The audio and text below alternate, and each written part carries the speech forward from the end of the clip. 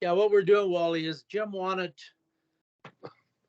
he want he wants to do a rotation, so we're having two power play units, and the other ones kill penalties, Yep. and that's we're going to do it for a month, and then the ones that are on power play units now will rotate in, and so they all get to do it. But he just said it's just so hard to practice it when you got to have four groups practice, and we don't have time where he can focus. So he had each group for 10 minutes on Tuesday, and we'll do it that way so that everybody gets it, but not all at the same time.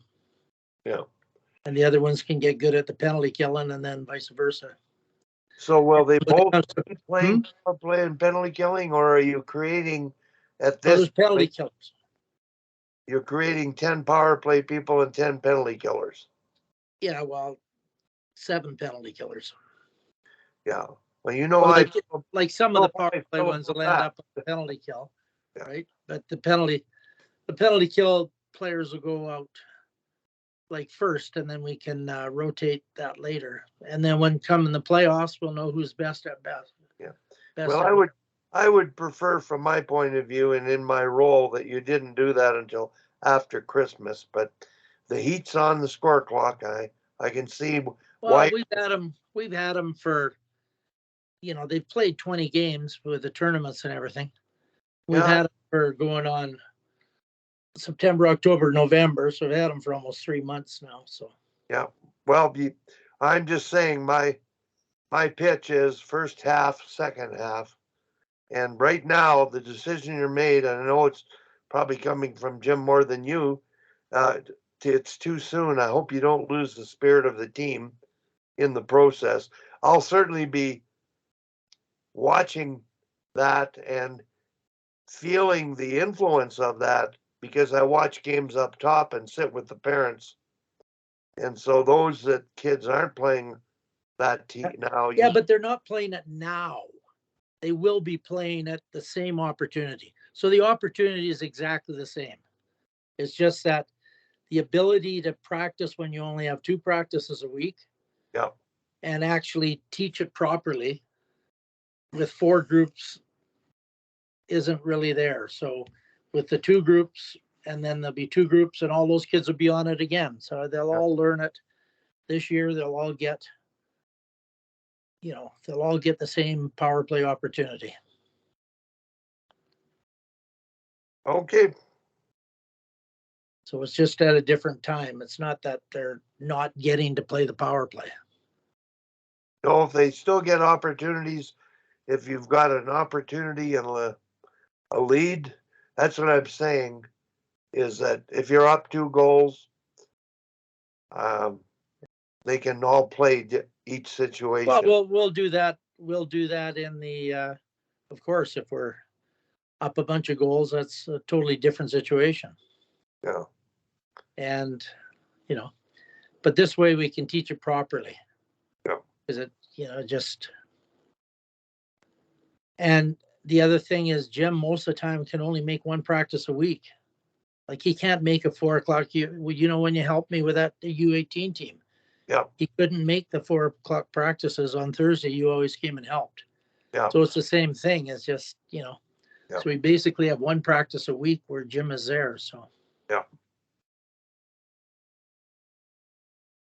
Yeah. So that's the reasoning behind it. But they'll all get to work in the power play. They'll all walk out at the end of the year and they'll all have learned our power plays. Well, And they'll all have learned our penalty kills as well. We'll see how it goes. If you're successful in the end, it works. If you just don't want to lose the spirit and belief and transmitting belief in all those players, they're young yet, but they're getting labeled into roles. Yeah, but they're not. No, They're focusing on for a month. And then the next group will focus on for a month. or you'll still have the other group get the same degree of focus. They'll get the same degree of focus in 1 month. Okay. these players are going to play like this for 1 month, and then we're going to switch, and everybody not on the power play will be on the power play for 1 month, and then they'll all have had a chance, and then Well, are you saying that right now you're going with your 10 power play people, 10 PK, and then next month, which would be January, we'll do another group. you're all the ones not on the power play will be on the power play. yeah, but next month you're saying that I'm watching games, the PK people who are your hardest working and not your most skilled are going to play power play, and the power play people who are the most skilled are going to penalty kill in January. Yeah, generally, but we don't have 20, we have 17, so that means Well, three of them are interchange. We'll play both. I know the numbers. I just think the art of it is massaging that so that they're still believing in themselves and working at 100%. Now, Jim explained it all to them how we're going to do it. Well, I'm looking forward to it, seeing it working, because I'm in the middle of, we only have one coach that's already created the power play units that both play power play and penalty kill, and nobody's complaining.